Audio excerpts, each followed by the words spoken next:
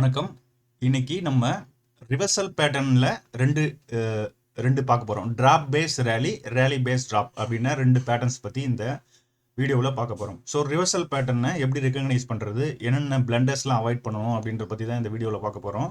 So நம்ம சேனலில் இதுக்கப்புறம் கண்டினியூஸாக வீடியோஸ் வரும். நீங்கள் ட்ரேடராக இருக்கீங்க அப்படின்னா உங்களுக்கு தேவையான நம்பர் 1 குவாலிட்டி என்னென்னு பார்த்தீங்கன்னா டெக்னிக்கல் நாலேஜ் ரொம்ப நிறைய கற்றுக்க வேண்டியது இருக்கும். நீங்கள் ட்ரேடர்ஸ் வந்து நீங்கள் உங்களுடைய லேர்னிங் ப்ராசஸை முடிக்காமல் நீங்கள் ப்ராஃபிட் பண்ணிங்கன்னா அது திரும்ப நீங்கள் கண்டிப்பாக மார்க்கெட் கிட்ட கொடுக்குற மாதிரி ஆகிடும். நீங்கள் உங்கள் லேர்னிங் சைக்கிளை முடிக்காமல் நீங்கள் பெரிய அளவில் ப்ராஃபிட் பண்ணணும் அப்படின்னு எய்ம் பண்ணாதீங்க. ஃபஸ்ட்டு டெக்னிக்கல்ஸை நல்லா தரோவாக லேர்ன் பண்ண கற்றுக்குங்க. நீங்கள் ரொம்ப உங்கள் ஸ்கில் எந்த அளவுக்கு இருக்கோ அந்தளவுக்கு தான் வந்து ப்ராஃபிட்டபிலிட்டி இருக்கிற வாய்ப்புகள் அதிகமாக இருக்குது. ஸோ நம்ம ட்ரேடிங்கை ப்ராப்பராக லேர்ன் பண்ணுங்கள். எந்த அளவுக்கு டைம் ஸ்பெண்ட் பண்ண கற்றுக்க முடியுமா கற்றுக்குங்க.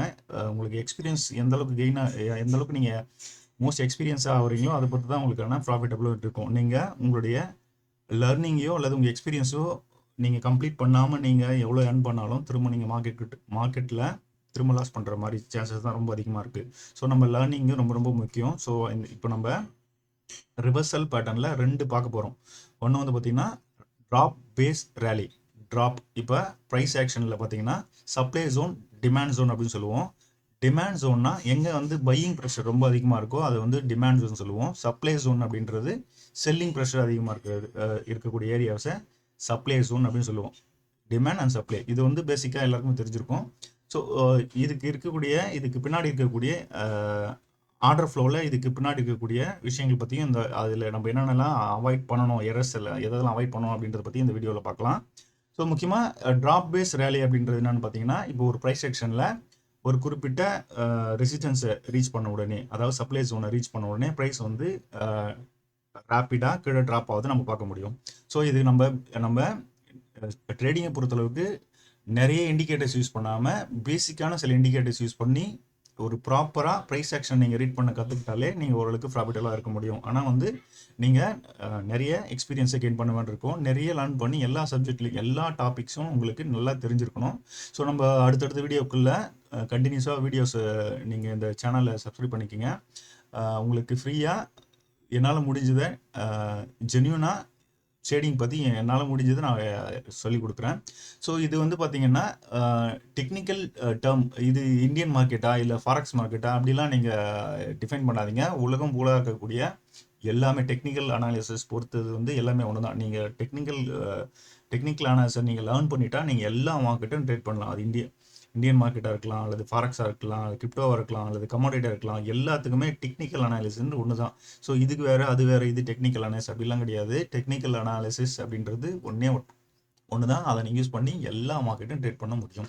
டெக்னிக்கல் அனாலிசிஸ் இதுதான் நம்பர் 1. சரி, டெக்னிக்கல் அனாலிசிஸ் அப்படின்னு சொல்கிறது நான் ப்ரைஸ் செக்ஷன் அதுதான் சொல்கிறேன். ப்ரைஸ் செக்ஷன் அதை பற்றி தான் சொல்கிறேன். ஸோ ட்ராப் பேஸ் ரேலி அப்படின்றதுக்கான பார்த்தீங்கன்னா ஒரு ப்ரைஸ் செக்ஷனில் டிமாண்ட் ஜோன், அதாவது ரெசிஸ்டன்ஸ் ஜோனோ அல்லது சப்ளை ஜோனை டிமாண்ட் ஜோனை சப்ளை ஜோனை ரீச் பண்ண உடனே ரெசிஸ்டன்ஸ் ஜோனை ரீச் பண்ண உடனே ப்ரைஸ் வந்து ரேப்பிடாக ட்ராப் ஆகிறதா வந்து நம்ம ட்ராப் அப்படின்னு சொல்கிறோம். ட்ராப் முடிஞ்ச உடனே அதனுடைய எண்டில், அதாவது சப்ளை ஜோனை ரீச் பண்ண உடனே அந்த இடத்துல ஒரு பேஸ் கிரியேட் ஆகும். பேஸ் ஏன் கிரியேட் ஆகுது அப்படின்னு பார்த்தீங்கன்னா, இப்போ ப்ரைஸஸ் வந்து ரொம்ப ஹையில் இருக்குது, அதனால் நிறைய செல்லிங் ப்ரெஷர் இருக்குது. ஒரு குறிப்பிட்ட அந்த ப்ரைஸஸ் வந்து ரொம்ப குறைஞ்சதுனால அந்த டிமாண்ட் ஜோனை ரீச் பண்ணும்போது பெரிய பெரிய இன்ஸ்டிடியூஷன்ஸ்லாம் அந்த இடத்துல வந்து அந்த இடத்துல வந்து பையிங் ப்ரெஷர் அதிகமாக இருக்கிறதுனாலையும், இப்போ டிமாண்ட்ஸ் இப்போது உதாரணத்துக்கு சொல்லணும்னா ஒரு பெரிய பெரிய இன்ஸ்டியூஷன் அந்த இடத்துல வாங்கணும்னா ஒருத்தர் விற்கணும் இல்லையா? அப்போ ஆல்ரெடி இருக்கக்கூடிய செல்லிங் ப்ரெஷர் எல்லாத்தையுமே அவங்க வந்து அப்சர்வ் பண்ணுவாங்க. அப்சார்ப்ஷன் சொல்லுவாங்க. அப்சார்ப்ஷன்னா என்னன்னு பார்த்தீங்கன்னா, செல் ஆர்டரை பை பண்ணுறது. அவங்க பொசிஷனை பில்ட் பண்ணுறாங்க. ஸோ பொசிஷனை பில்ட் பண்ணுறாங்க அப்படிங்கும்போது கொஞ்சம் கொஞ்சமாக பொசிஷனை பில்ட் பண்ணும்போது அப்போ செல் ஆர்டர்ஸில் என்ன ஆகும், இவங்களுடைய மேட்ச் ஆர்டர் ஆகும். ஸோ இது நம்ம எப்படி பார்க்கலாம்னா, அந்த பேஸ் அந்த நம்ம ப்ரைஸ் ஆக்ஷனில் பார்த்த உடனே தெரியும். ஒரு குறிப்பிட்ட ட்ராப்புக்கு அப்புறம் அந்த பேஸ் எப்படி கிரியேட் ஆகும்னு பார்த்தீங்கன்னா, அதுக்கப்புறம் வந்து ப்ரைஸ் வந்து கீழே அந்த சப்ளை அந்த டிமாண்ட் ஜோனை உடச்சிட்டு ப்ரைஸ் கீழே போகாது. எவ்வளோதான் செல்லிங் ப்ரெஷர் இருந்தாலுமே அது எல்லாத்தையுமே வந்து அந்த பையர்ஸ் வந்து கேட்சப் பண்ணிப்பாங்க. அதாவது பெரிய பெரிய இன்ஸ்டிடியூஷன்ஸ் வந்து அந்த ஆர்டர்ஸை அந்த செல் ஆர்டர்ஸை மேட்ச் பண்ணிப்பாங்க. ஸோ இதை தான் வந்து நம்ம ப்ரைஸ் ஆக்ஷனில் வந்து பார்த்தீங்கன்னா எல்லாமே ஆன்லைனில் தான் நடக்கும் ட்ரான்சாக்ஷன். பையர்ஸும் செல்லர்ஸும் வந்து ஆன்லைனிங் மேட்சிங் ஆக்ஷன் மார்க்கெட்டில் ரெண்டுத்தையும் மேட்ச் ஆகும். மேட்ச் ஆகும்போது இப்போ எவ்வளோ செல்லர் வந்தாலுமே அங்கே பையிங் ப்ரெஷர் அதிகமாக இருக்கிறதுனால, பெரிய பெரிய இன்ஸ்டியூஷன் அந்த இடத்த பை பண்ணுறதுனால அந்த செல் ஆர்டர்ஸ் எல்லாமே இவங்க அப்சர்வ் பண்ணிப்பாங்க. அப்சார்ப்ஷன் சொல்லுவாங்க. இதுதான் அப்சார்ப்ஷன். என்னன்னு பார்த்தீங்கன்னா எந்த அளவுக்கு பெரிய அளவு செல்லிங் ப்ரெஷர் வந்தாலுமே அது இவங்க பை ஆர்டர் கொடுத்து மேட்ச் பண்ணிப்பாங்க. அதாவது அந்த இடத்த வாங்கிப்பாங்க. அந்த ப்ரைஸில் வாங்கிப்பாங்க. அப்போ வாங்கும்போது என்ன நடக்குன்னு பார்த்தீங்கன்னா எவ்வளோ செல்லிங் ப்ரெஷர் வந்தாலுமே ப்ரைஸ் வந்து அதை தாண்டி போகாது. அது நம்ம அதில் அந்த அந்த அந்த ப்ரைஸ் செக்ஷனில் நம்ம என்ன தெரிஞ்சுக்கலாம் அப்படின்னு பார்த்தீங்கன்னா இந்த இடத்துல வந்து டிமாண்ட் ஜோன் அப்படின்னு தெரிஞ்சுக்கலாம். ப்ரைஸ் நிறைய செல்லிங் ப்ரெஷர் இருந்தாலுமே அந்த இடத்த வந்து அதுக்கு மேலே ப்ரைஸ் வந்து கீழே போகாது. அதுதான் வந்து சப்ளை ஜோன்னு சொல்லுவாங்க. ஸோ இந்த சப்ளை ஜோன் இதுக்கப்புறம் வந்து பார்த்தீங்கன்னா திரும்பவும் அந்த வந்து ப்ரைஸ் செக்ஷன் பார்த்தீங்கன்னா அந்த ப்ரைஸ் செக்ஷனில் ஒரு பேஸுக்கு அப்புறம் ஒரு ஒரு ஒரு ரேலி இருக்கும். ரேலிக்கு அப்புறம் ஒரு ரிட்ரேஸ்மெண்ட்டு, அதுக்கப்புறம் வந்து ப்ரைஸ் ஆக்ஷன் வந்து ஒரு புல்லிஷாக மாறிடும். ஸோ இதுதான் வந்து பேசிக்கானது. ட்ராப்பு, பேஸு, திரும்ப ரேலி. ஸோ அதுக்கப்புறம் ரேலி ப்ளேஸ் ஸ்டார்ட் ஆகிடும். ஸோ இப்போ இதில் நம்ம முக்கியமாக பார்க்க வேண்டியது விஷயம் என்னன்னு பார்த்தீங்கன்னா அந்த பேஸ் ஒன் நம்ம ரீச் ஆன உடனே ஒரு ரேலி நடக்கும். அதுக்கப்புறம் வந்து அதாவது இந்த ரேலி வந்து மார்க்கெட் ஸ்ட்ரக்சர் ஷிஃப்ட்னு சொல்லுவாங்க. எம்எஸ்எஸ் அப்படி சொல்லுவாங்க. பிரேக்அப் ஸ்ட்ரக்சர்னு சொல்லுவாங்க. இந்த பிரேக்அப் ஸ்ட்ரக்சருக்கு அதுக்கு அடுத்து ஒரு சின்ன ஒரு ஃபுல் பேக், அதுக்கப்புறம் ரேலி. ஸோ இந்த பேஸ் நீங்கள் பார்க்கும்போது நீங்கள் என்னென்னலாம் மிஸ்டேக் பண்ணுவீங்க அப்படின்றத பற்றியும் இது எப்படிலாம் அவாய்ட் பண்ணலாம் அப்படின்றத பற்றியும் இந்த வீடியோவில் பார்க்கலாம். இந்த ரிவர்சல் பேட்டர்னில் 2 இருக்குது. ஒன்று வந்து ட்ராப் பேஸ் ரேலி, அடுத்து வந்து பார்த்தீங்கன்னா இதுக்கு ஆப்போசிட் ஒன்று இருக்குது, ரேலி பேஸ் ட்ராப். அதாவது இந்த 2 தான் இருக்குது. இந்த 2 ரிவர்சல் பேட்டர்ன் தான் இருக்குது. ஸோ அடுத்து இப்போ நம்ம பார்க்குறது வந்து ட்ராப் பேஸ் ரேலி பார்க்குறோம் இல்லையா. இதுக்கு ஆப்போசிட் வந்து ஒன்று பார்த்தீங்கன்னா ரேலி பேஸ் ட்ராப்.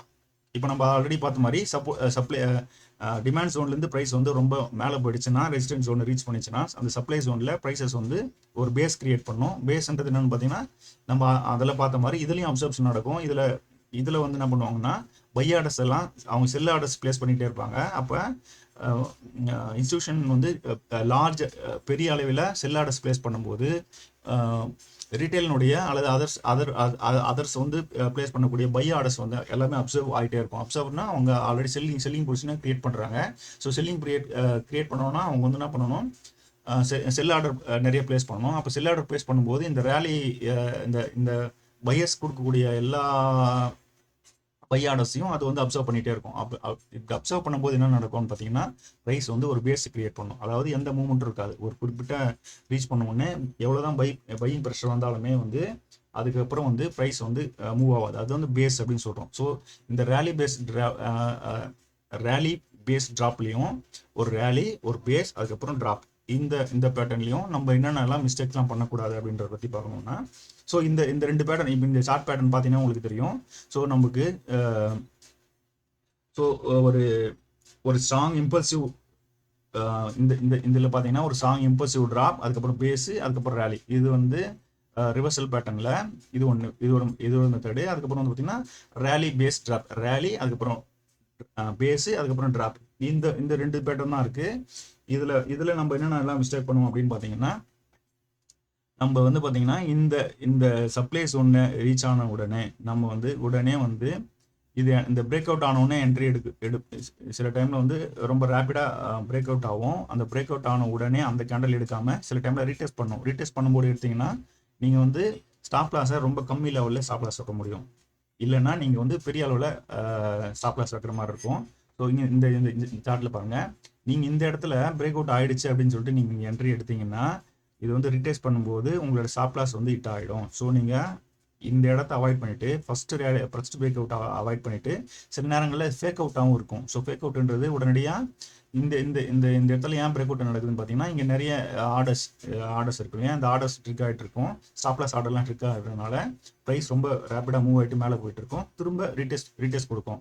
ரீடெஸ்ட்டில் என்ட்ரி கொடுத்தீங்கன்னா நீங்கள் இந்த இடத்துல ஸ்டாப் லாஸ் வைக்கலாம். அப்போ இந்த இடத்துல இருக்கும்போது நீங்கள் இந்த அளவுக்கு இந்த மார்க் பண்ணியிருக்கலையே அந்த டிமாண்ட் ஜோனுக்குள்ளவே இந்த டிமாண்ட் ஜோனுக்கு கீழே நீங்கள் ஸ்டாப் லாஸ் வைக்கும்போது உங்களுக்கு ரிஸ்க் டு ரிவார்ட் நிறைய 1:2 அல்லது 2 to 3 அந்த மாதிரி ரேஞ்சில் வைக்க முடியும். ஸோ நம்ம இங்கே இந்த மாதிரி பேஸ் வச்சு ட்ரேட் பண்ணும்போது ரீடெஸ்ட்டுக்காக வெயிட் பண்ணணும். ஸோ இந்த ட்ராப் பேஸ் ரேலியை எப்படி ட்ரேட் பண்ணுறது அப்படின்னு பார்த்தீங்கன்னா ஒரு ட்ராப்புக்கு அப்புறம் ஒரு பேஸ் கிரியேட் ஆகுதான்னு பார்க்குறோம். பேஸ் வந்து பார்த்தீங்கன்னா அப்சார்ப்ஷன் நடக்குதான்னு பார்க்குறோம். அப்சார்ப்ஷன் தான் நடக்குது அப்படின்ட்டு எப்படி பார்க்கலாம்னா, குமுலேட்டிவ் டெல்டா அப்படின்னு ஒரு இண்டிகேட்டர் இருக்குது. குமுலேட்டிவ் டெல்டா வந்து எதை மெஷர் பண்ணோம் அப்படின்னு பார்த்தீங்கன்னா, மார்க்கெட் ஆர்டர்ஸ் எந்த அளவுக்கு இருக்குது அப்படின்னு சொல்லிட்டு மெஷர் பண்ணுறது தான் குமுலேட்டிவ் டெல்டா. டெல்டான்றது இப்போ இப்போ ஒரு ஒரு உதாரணத்துக்கு சொன்னோம்னா, ஒரு 100 ஆர்டர் வந்து மார்க்கெட் ஆர்டர் வருது. 100 ஒரு 200 செல் ஆர்டர்ஸ் வந்து மார்க்கெட் ஆர்டர் வருதுன்னா 100 - 100 அப்போ அப்போ 100 செல் ஆர்டர்ஸ், அதுதான் குமுலேட்டிவ்னா இதுலேருந்து வரக்கூடிய டிஃப்ரென்ஸை கழிச்சு வரக்கூடிய வால்யூம் தான் அது. ஸோ எந்த அளவுக்கு இப்போ வந்து பார்த்தீங்கன்னா எந்த அளவுக்கு குமுலேட்டிவ் டெல்டா இருக்குது அப்படின்றது, அது அந்த மார்க்கெட் ஆர்டர்ஸினுடைய டிஃப்ரென்ஸ் தான் வந்து குமுலேட்டிவ் டெல்டா. குமுலேட்டிவ் டெல்டா எந்த அளவுக்கு அதிகமாக இருக்குது அப்படின்றத நம்ம இதை பார்த்து தெரிஞ்சுக்க முடியும். மார்க்கெட்டை எது ரொம்ப வேகமாக ட்ரை பண்ணும் அப்படின்னு பார்த்தீங்கன்னா, மார்க்கெட் ஆர்டர் ரொம்ப வேகமாக ட்ரை பண்ணும். சப்ளை டிமாண்டும் ட்ரை பண்ணும். அதை விட மார்க்கெட் ஆர்டர்ஸும் ப்ரைஸை ரொம்ப ரேப்பிடாக ட்ரைவ் பண்ணும். ஸோ அதை மெஷர் பண்ணுறதுக்கு மார்க்கெட் ஆர்டர்ஸ் எந்த அளவுக்கு அதிகமாக வருது அப்படின்றத நம்ம குமுலேட்டிவ் டெல்டா வச்சு பண்ண முடியும். ஸோ இந்த மாதிரி இடத்துல குமுலேட்டிவ் டெல்டா அதிகமாக இருந்தாலும் ஆனால் ப்ரைஸ் வந்து ரேலி இருக்காது. அப்போ வந்து நம்ம என்ன பண்ணலாம்னா, இந்த இடம் வந்து ஒரு இன்ஸ்டியூஷன் பேஸ் ஜோன் அப்படின்னு தெரிஞ்சுக்கலாம். அதாவது ப்ரைஸ் அதுக்கு கீழே போகாது. நமக்கு எல்லாமே தெரியும், நிறைய குமுலேட்டிவ் டெல்டாவில் மார்க்கெட் ஆர்டர்ஸ் வந்தால் ப்ரைஸ் கீழே போகணும், அதுதான் வந்து நேச்சர். ஆனால் அந்த இடத்துல அவங்க அப்சர்வ் பண்ணுறதுனால அதுக்கு மேலே போகாது. அதாவது மூமெண்ட்டே இருக்காது. ப்ரைஸ் ஒரே இடத்துல ஸ்டாக்னேட் ஆகி நிற்கும். ஆனால் மார்க்கெட் ஆர்டர்ஸ் வந்து கண்டினியூவாக வந்துகிட்டே இருக்கும். அப்படின்னா ப்ரைஸ் வந்து அப்சர்ப்ஷன் நடக்குது அப்படின்றத நம்ம புரிஞ்சிக்க முடியும். ஸோ இதை அதை வச்சு நம்ம வந்து சொல்ல முடியும். ஸோ இது வந்து அதுக்கப்புறம் இப்போ நம்ம இதில் பிரேக் அவுட் ஆனோடனே என்ட்ரி எடுக்கக்கூடாது. ரீடெஸ்ட் போது தான் எடுக்கணும். ரீடெஸ்ட் போது எடுத்தால் தான் நமக்கு ரிஸ்க் ரிவார்ட் அதிகமாக இருக்கும். இதுக்கு கீழே இந்த சப்ளை ஜோனுக்கு கீழே நம்ம ஸ்டாப் லாஸை ப்ளேஸ் பண்ண முடியும். டார்கெட் வந்து 2 to 3 வைக்கலாம். அதுக்கடுத்து வந்து பார்த்தீங்கன்னா டைம் ஃப்ரேம் வந்து பார்த்தீங்கன்னா ஒரு 5 minute டைம் ஃப்ரேமில் நீங்கள் ஹையர் டைம் ஃப்ரேமில் அனலைஸ் எடுத்துகிட்டு, உதாரணத்துக்கு ஒரு 4 hours அல்லது 1 hour நீங்கள் உங்களுடைய ஓவரால் ப்ரைஸ் அனலைஸ் பண்ணிவிட்டு நீங்கள் வந்து 5 minutes அல்லது 1 minute எக்ஸிக்யூஷனுக்கு நீங்கள் 1 minute அல்லது 5 minutes யூஸ் பண்ணலாம்.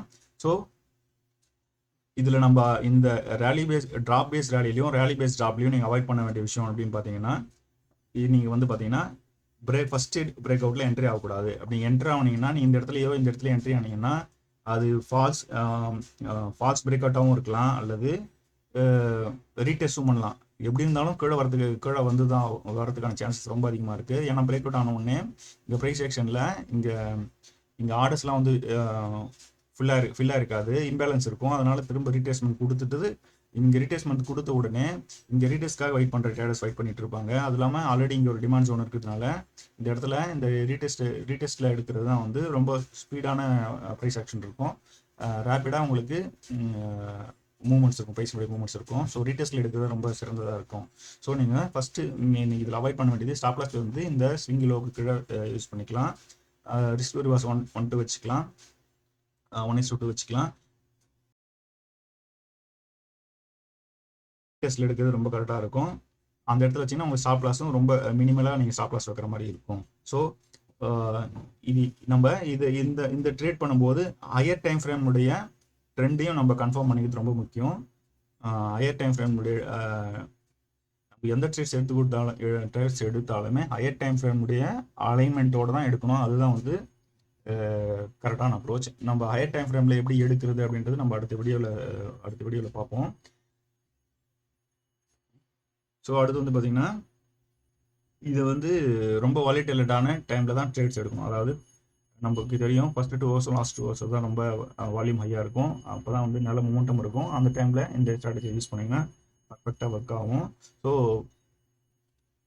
இதுதான் வந்து இந்த பேஸ்ன்றது என்னென்னு பார்த்தீங்கன்னா, இந்த ஜோன் வந்து இன்ஸ்டியூஷனோட பையிங் அதிகமாக இருக்கும். அவங்க அந்த இடத்துல வந்து அக்குமுலேட் பண்ணுற ஏரியா. அதனால தான் அந்த இடத்துல வந்து ப்ரைஸினுடைய மூவ்மெண்ட்ஸ் பெருசாக இருக்காது. அதுதான் வந்து கன்சால்டேஷன் ஜோன்னு சொல்லுவாங்க. கன்சால்டேஷன் கிரியேட் பண்ணதுனாவே அதுக்கு ஆப்போசிட் ஆர்டர் அக்குமுலேட் ஆகிட்டுருக்குன்னு அர்த்தம். ஸோ அதை வந்து அடுத்தடுத்த மூமெண்ட்டில் அதை நோக்கி அந்த ப்ரைஸ் போகிறதுக்கான வாய்ப்புகள் அதிகமாக இருக்கும். ஸோ இப்போ நீங்கள் இந்த சப்ளை டூனை இதும்போது நீங்கள் இஎம்ஐயும் இந்த இடத்துல வந்து பார்த்தீங்கன்னா இஎம்ஐ வந்து கிராஷ் ஓவர் நடக்கிறதுக்கான வாய்ப்புகள் இருக்கும். இஎம்ஐ இந்த ஸ்ட்ராட்டஜிஸ் கூட நீங்கள் ஏதாவது இண்டிகேட்டர்ஸை கூட அடிஷ்னலாக ஆட் பண்ணோம் அப்படின்னு வச்சிங்கன்னா நீங்கள் 9+18 EMA exponential moving average 9+18 use பண்ணிங்கன்னா கிராஸ் ஓவர் நடக்கும். அந்த கிராஸ் ஓவரில் நீங்கள் என்ட்ரி எடுக்கலாம். அந்த டிமாண்ட் ஜோனுக்கு கீழே ஸ்டாப் லாஸ் வச்சு நீங்கள் அடிஷ்னலாக நீங்கள் யூஸ் பண்ணணும்னா இந்த இண்டிகேட்டர்ஸ் அடிஷ்னலாக யூஸ் பண்ணலாம். நீங்கள் இந்த ட்ரேட்ஸ் எடுக்கும்போது மல்டி டைம் ஃப்ரேமில் அனாலிசிஸ் எடுத்து லாங் டைம் ஃப்ரேமில் எந்த ஃபேவராக இருக்கோ அதை நீங்கள் யூஸ் பண்ணுறது கரெக்டாக இருக்கும். ஸோ இதுக்காக நீங்கள் வந்து வால்யூம் ப்ரொஃபைல் யூஸ் பண்ணலாம். வால்யூம் ப்ரொஃபைலில்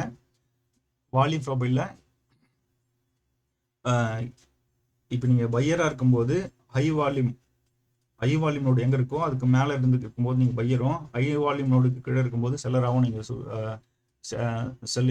செல்லையும் சூஸ் பண்ணலாம். ஸோ அடுத்து வந்து பார்த்தீங்கன்னா இது இந்த ட்ராப் பேஸ் ரேலியில் இருக்கக்கூடிய விஷயங்கள் பார்த்தீங்கன்னா இதுதான். இதுக்கப்புறம் வந்து பார்த்தீங்கன்னா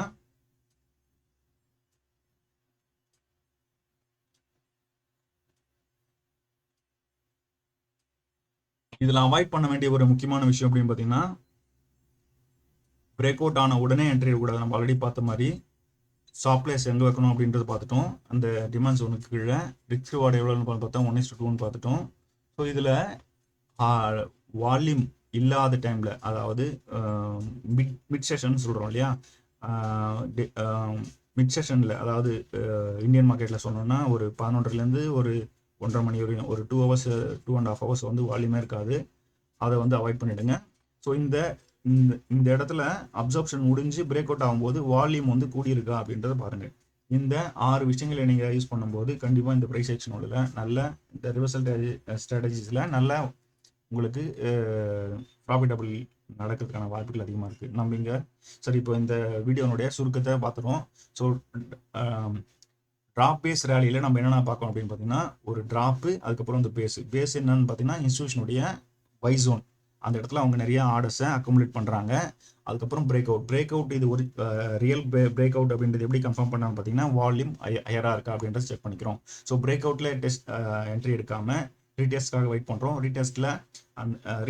ரீடெஸ்ட் ரீச் பண்ண உடனே சப்ளை ஜோனுக்கு கீழே ஸ்டாப் லாஸ் இருக்கணும்.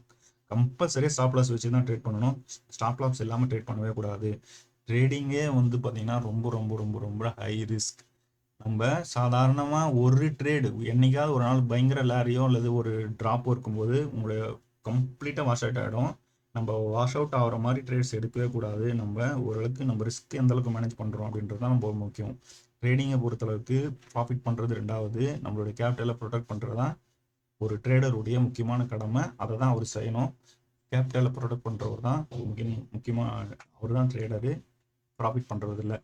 அதே மாதிரி ஃப்ளிப்பிங் த அக்கௌண்ட் அப்படி பண்ணுறாங்க, அதுவும் வந்து கரெக்டான அப்ரோச் கிடையாது. அது வந்து ஒரு ப்ரொஃபஷனல் ட்ரேடராக நீங்கள் வந்து எமர்ஜ் ஆகவே முடியாது. அதையும் அவாய்ட் பண்ணிடுங்க. ஸோ இதுதான் இந்த பேசிக்கான சிங்கிள் பற்றி பார்த்தோம். Drop base rally base drop. இதுக்கு ட்ராப் பேஸ் ரேலிக்கு ஆப்போசிட் தான் வந்து பார்த்தீங்கன்னா ரேலி பேஸ் ட்ராப்பு. இதுவும் அதே மாதிரி தான் சார். ஒன்ஸ் அந்த இடத்த ரீச் ஆகணும்னு இது பண்ணோம். நம்ம இப்போ எல்லாமே ஓரளவு பார்த்துட்டோம். வால்யூம் பிரேக் அவுட்டில் வால்யூம் அதிகமாக இருக்கான்னு பார்க்குறோம்.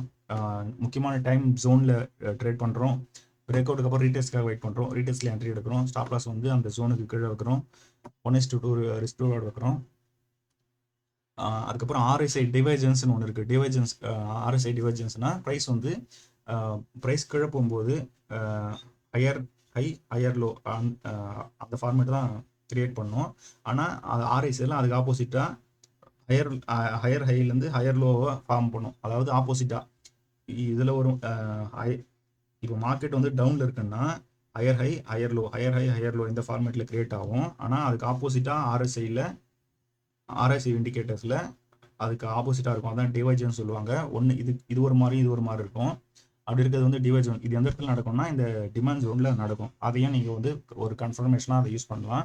ஸோ இந்த இண்டிகேட்டர்ஸும் நம்ம சொன்ன மாதிரி EMA கிராஸ் ஓவர்ஸும் இந்த இடத்துல யூஸ் பண்ணிக்கலாம். ஸோ இது எல்லாத்தையும் இந்த கான்ஃபிடன்ஸ்லாம் யூஸ் பண்ணி நீங்கள் ஏதாவது உங்கள் செட்டப்பை இம்ப்ளிமெண்ட் பண்ணி பாருங்கள். நல்ல ரிசல்ட் இருக்கும்னு நினைக்கிறேன். நன்றி, வணக்கம். அடுத்த வீடியோவில் பார்ப்போம்.